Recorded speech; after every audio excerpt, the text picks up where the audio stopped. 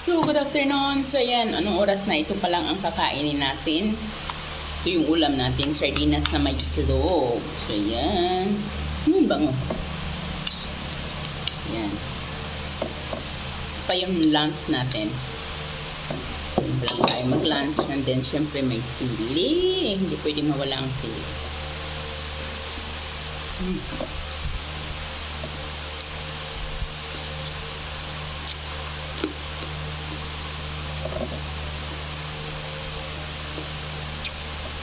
Sarap.